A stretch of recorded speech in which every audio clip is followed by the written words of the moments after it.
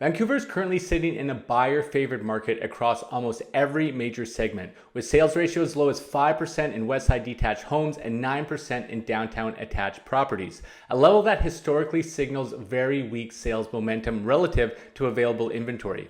What the January numbers show is a market where inventory is rising, sales activity is slowing, and days on market are stretching longer across most price points.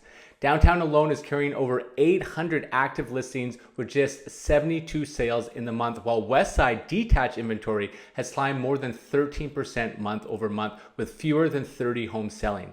The only area showing anything close to balance is Eastside attached homes, where the sales ratio reached 12%, but even there, inventory is still growing faster than sales. In this video, I want to walk through exactly what the data is telling us, where buyers currently have negotiating leverage, where sellers still have some strength, and most importantly, how to think about risk, pricing, and decision making in this type of market environment. This isn't about headlines or predictions, it's just about understanding the numbers clearly so you can make disciplined, informed real estate decisions in Vancouver right now. What I want to do first here is to jump into the Rennie intelligence data now that we have the most up-to-date data from January.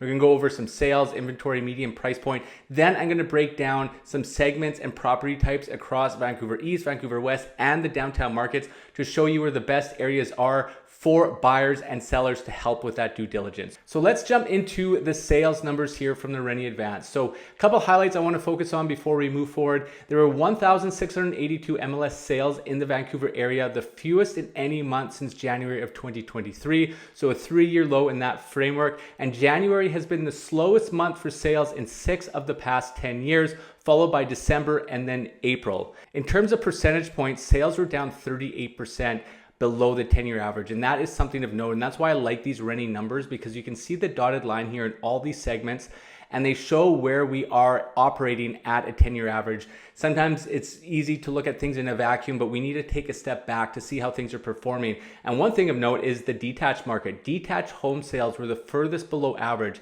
under 47%, then condos at 37%. So you can see that in every single market here, the sales have just been hammered and decimated. So you can see that in the detached market in Vancouver, just 504 sales, 47% below the 10-year average, 334 sales in the townhouse segment, 35% below, and 37 below the 10-year average in condos with just 743 sales. And you can see just how the mighty have fallen with these peaks in 2021. We were seeing sales close to 3,500, now to 504 in the detached segment. So we're seeing a huge decline here in terms of sales. And if you're a seller, you're definitely feeling this pinch overall here when it comes to the overall market environment. Moving on to new listings coming onto the market, there's some things of note here. There were 7,899 new MLS listings in the Vancouver region in January, down 10% from the previous year, but 23% past the 10-year average, which isn't surprising. We know that new inventory is sitting and should be sitting above the 10-year average. Obviously, if inventory on average was underneath that 10-year marker, you're going to see some difference in terms of that sale price and upward sale pressure in terms of those numbers. New townhome listings were the furthest above average, up 42%, followed by condos at 20% and detached homes at 6%. On a year-over-year basis, new townhome listings were up 1.1%, while detached homes were down 6% and condos down 20% here. So as we zoom in here by each segment, when we start with the detached market here, you can see a 6% increase of the 10-year average and 6% decrease year over year. 2,669 new listings that came to market in January, just on par with that 10-year average. When it comes to townhomes, we were 42% above that 10-year average, and you can see that we were quite high, 1,525 new listings that came to market in January. And then following up with condos, not as high up in comparison to the townhouse market, but still 20% above the 10-year average at 3,201 here. And you can see all these different data points here that the new inventory for detached has come down. It is important to note, in January, a lot of people are going to be waiting for the spring market. Unless you're really having to move that product, it makes more sense for you to wait the market out. For the spring market, you get better weather, especially here in Vancouver. You just have so much rain. It's dark. It's not really exciting for open houses and get those showings. So that's why you're going to see some of this inventory numbers not as high as you may think it should be. But I do think that's because it's seasonal. We're going to move over to inventory as a whole now. The last segment was just about new product that listed with the January list date, fresh on market. This one here is overall inventory across all segments. And there's some highlights here that we want to look over from the Rennie Advance. So there is 18,536 active MLS listings in the Vancouver region at the end of January, 6% higher year over year and 50% above the 10-year average. That is a massive, massive mark. This was the most inventory at the end of January since 2013. So 13 years when there was 19,280 active listings. Active townhome listings were the furthest above their long run monthly average, 80% increase, followed by condos at 63 and detached homes at 32%. There were 11 months of inventory in January, well above the past 10-year monthly average of 5.0, so more than a doubling with that, and the most in any month since September of 2012. All segments were considered buyers markets with MOIs above 8, detached homes 14.5, condos 9.7, and townhomes 8.8. So this is really the tail of the tape here. This is what has been causing the stress of the market, is just so much inventory in the market. Buyers have so much more options, they have negotiating power, and they aren't rushed to make a decision. And when we pull this back up segment by segment, these are things that we haven't seen in over a decade. You see the detached line here, 32% above the 10-year average, 7,309 listings overall in January. The townhome, which is a little bit surprising, I didn't think it was this large, but 80% above the 10-year average, 2,953. And you can see with these red dots, since 2016, this is the highest margin it's ever been. When it comes to condos, 7,240, a 63% increase, just a little bit over par from year over year from January 2025.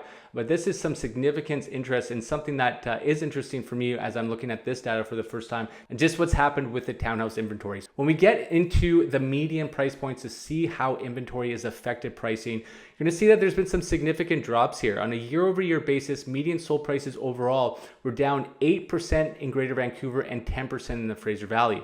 In Greater Vancouver, when we break it down by segment, detached home prices were down 8% to 1.7 million on average. Townhomes were down 6% to 1.01 million on average, and condos were down 10% to 650K. In the Fraser Valley, detached saw declines in terms of 13% to the average detached at 1.3 million. Townhomes were down 6% to 790K, and condos were down 12%. So both Vancouver and Fraser Valley, and I really like these charts. Rennie does a good job on this, how it compares how these two segments are doing, but both are being hammered. And you can see here in the yellow graph, that is the Fraser Valley, and the blue on top is Greater Vancouver. So we see about a $400,000 spread now between Greater Vancouver and the Fraser Valley. That spread came pretty close here during COVID at the later part of 2021 when everybody was moving out to the valley. But pricing here, had a bigger drop in the Fraser Valley, but it stayed pretty on par for the last little bit. So Fraser Valley took a little bit more of a hit of a 30% year over year decline, which is quite large.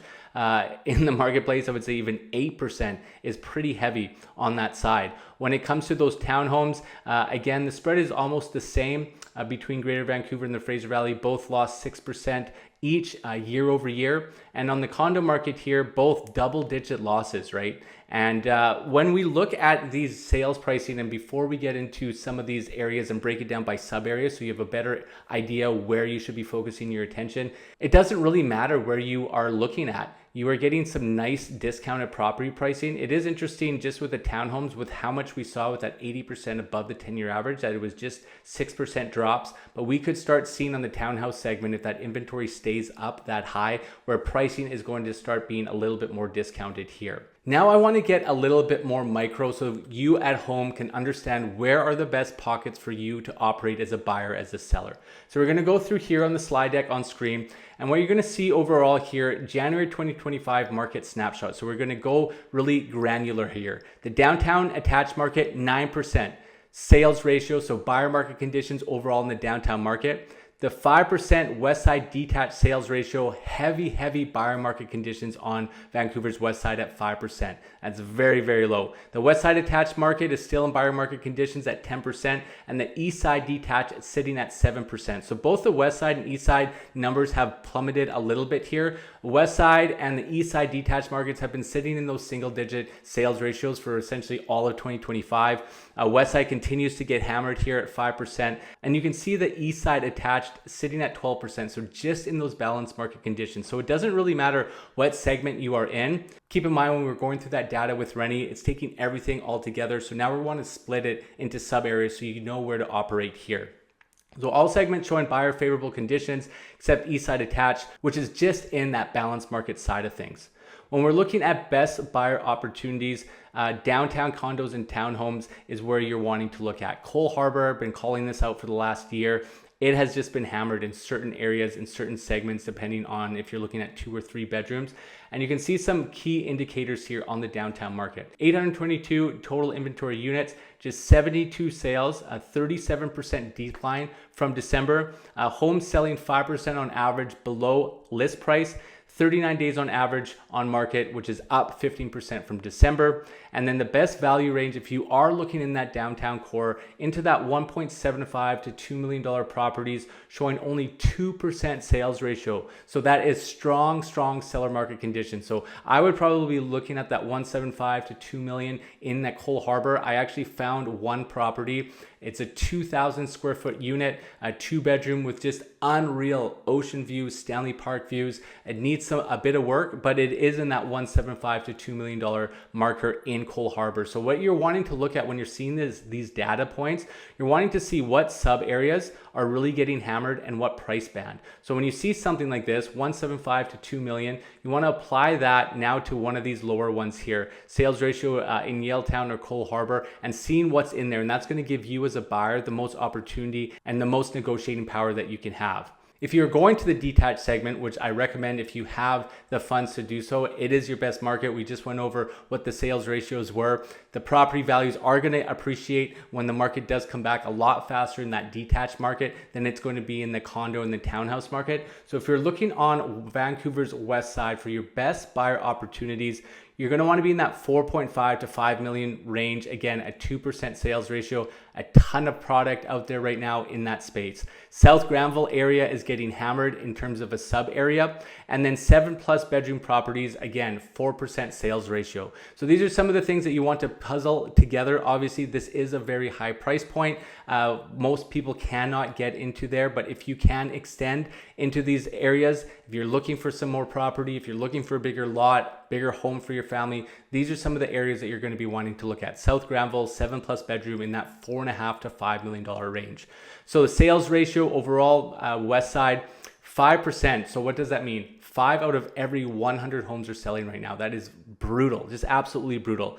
Pricing discount is selling on average 10% below list price. And in terms of inventory growth, 13% up from December, which is surprising with that January market. So when you see an increase in terms of inventory in these months, I do think there's a reason why these people are selling. Yes, it makes sense to maybe take something off market, put it on January 1st when the year is fresh, but really, why wouldn't you wait a couple more months until the weather is better? So I think that when I see inventory levels up like this in a specific segment, there's usually a reason. And I can tell you with 60% of mortgage renewals, when you're looking in this $4.5 to $5 million range, if you have an increased payment between 20 to 35% who aren't going to be able to afford those renewals, and that could be why they're starting the year off early, getting those properties to market. I know as a seller, you feel like you've just been bent over this entire time. It's been very difficult, but there are still certain segments within the market where there are some stronger seller positions. So if we look at the Eastside attached market, we know that was performing the best at 12% just in those balanced market conditions.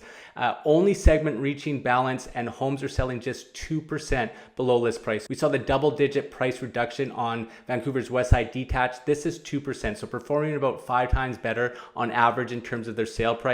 22 average days on market, 37% faster than December, and 63 sales with 544 inventory units.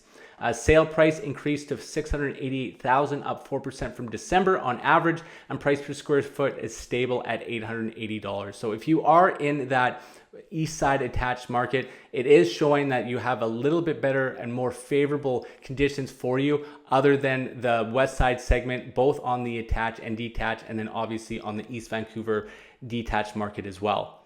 For best buyer opportunities, we've already highlighted and hit it. It's the Westside detached market for sure. It's that Moving on here, when we're looking at more top performing communities for sellers, if you are wanting to take advantage of the slower market, get in with that upsize. Eastside attached leaders, Knight Street, 25% sales ratio, so seller market conditions. Main Street, 25%. Mount Pleasant, 18% along with downtown. So those are balanced market conditions here. And the Victoria area is sitting at 18% sales ratio here. So stronger. There are some segments that show that they are in seller market conditions. Keep in mind, sometimes when this data does show this, the inventory and the terms of sales data is a little bit limited, but there are pockets that are performing better than others. The optimal property type right now is a 2-bedroom unit, which shows 15% sales ratio, which is outperforming larger units as well. So if you have a 2-bedroom unit in that Mount Pleasant area, that is something that people are looking for. I can tell you right now, I have a client and we were just doing a property search yesterday. There's nothing in Mount Pleasant when it comes to 2-bedroom units. There is absolutely no inventory, especially in that 1 million to 1.2 million section. There's nothing there right now. For Westside attached strength, Fairview, 20% sales ratio, so just getting into seller market conditions. Kitts is in seller market conditions at 21%. Kerrisdale, 24%. Point Grey, 22%. And Shaughnessy, 22%. This is in the attached segment here. So we have 1, 2, 3, 4. We have 5 different sub areas on Vancouver's west side in that attached market that show seller market conditions if you have a townhouse. The best performer, and it's not a mystery why, 400 to 500,000 range, 29% sales ratio. I don't know how many are on Vancouver's west side that are in that marker, but those are showing strong seller market conditions. Actually, I was looking at one property. It is on Vancouver's west side. It's actually listed at $399,000. Maybe one of the only sub $400,000 condos in the entire Vancouver area, but we are seeing some of those pricing. Keep in mind, it's an older unit and it needs some work on there as well. When we look at price band performance with the downtown attached market, we can see that the most active price band downtown is 600 to 800,000 range, showing balanced market conditions. The buyer leverage zone, if you're looking in downtown, are properties above 1.75, showing 2 to 5% sales ratios, indicating strong buyer negotiating power here. And then the inventory concentration, 89 units in the 600,000 to 700,000 range and 84 units in the 8 to 900,000 range. So these are some other things you want to look at. What is highly concentrated? If this fits within your budget, these are some areas in the downtown market that you're definitely going to want to take a look at. When we look at the 13-month market trends and some of the key indicators from these findings, with the downtown attached, we know that the average sales price, and this includes both townhouses and condos, we did go over some of the segments there, but the sales price is $733,750, up 8% from December, and inventory is up 8% while sales are down 37%. Westside detached, the average price point is just over $3 million, $3,040,000, up 2% from December. Inventory is up 13% while sales are down 42%.